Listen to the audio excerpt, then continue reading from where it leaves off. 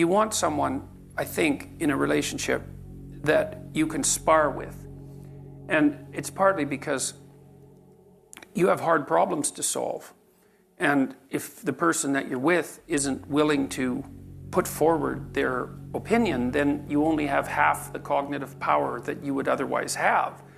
You know, and hopefully you find someone who's interestingly different from you, like not so different that you can't communicate, and you have to be careful of that, but interestingly different, and then hopefully they have the ability and the will to express their opinion, and then, well, then it's, you know, then your interest stays heightened, and there has to be that tension in a relationship. You know, people think, well, I want to get along perfectly with my partner. It's like, no, you probably don't.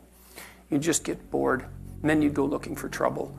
And so you want a little bit of trouble in the relationship, and a little bit of mystery, and a little bit of combativeness, and the ability to exchange opinions forthrightly. And I trust her, which is a huge element. I mean, when we finally did decide to get together permanently, we were both in our later 20s. And, you know, one of the things that I had learned by that point and insisted to her about was that we had to tell each other the truth.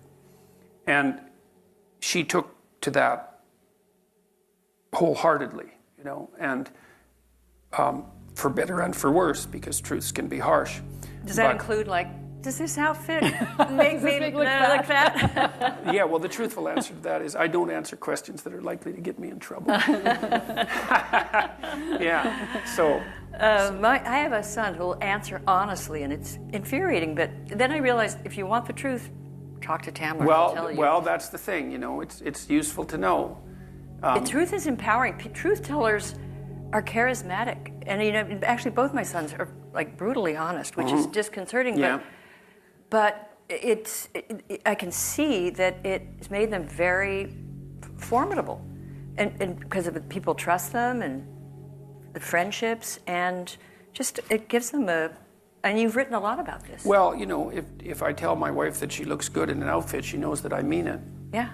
And so there's some utility in that. And then if you're silent and say, I don't answer questions, that she goes and changes knows it. Well, sometimes, you know, she'll say, you know, do you like this? And I'll tell her that I don't. And you know, and No, that doesn't that's necessarily useful. make her happy in the moment. Right. But if I do say I like it, she knows that I mean it. And, you know, I actually like her sense of style a lot. So it turns out that 90% of the time it's pretty easy for me to say, look, I think you look great, and mean it. Mm-hmm. And, you know, she's a fairly harsh standard bearer too. Like she's insisted that I stay in whatever reasonable physical shape I happen to be in. You know, that was something that she's very demanding of. And I would say that it's the same from my side. And we've been good at negotiating, which is, you know, what do you want from a partner fundamentally? What do you want and need? I mean, the first thing is that, well, hopefully, you, like I said, you're blessed with the fact that you find each other attractive. And I think it's very difficult for the relationship to begin or proceed or sustain itself without that. But having that, then what do you want? Well, you want someone that you can trust. You want someone that you can build a view of the future with. And you want someone that you can negotiate with. And that's very hard to negotiate with people because they have to tell you what they think. They have to know what they want or figure it out. They have to tell you what they want. They have to be satisfied when they get what they want, which is also a very difficult thing to manage.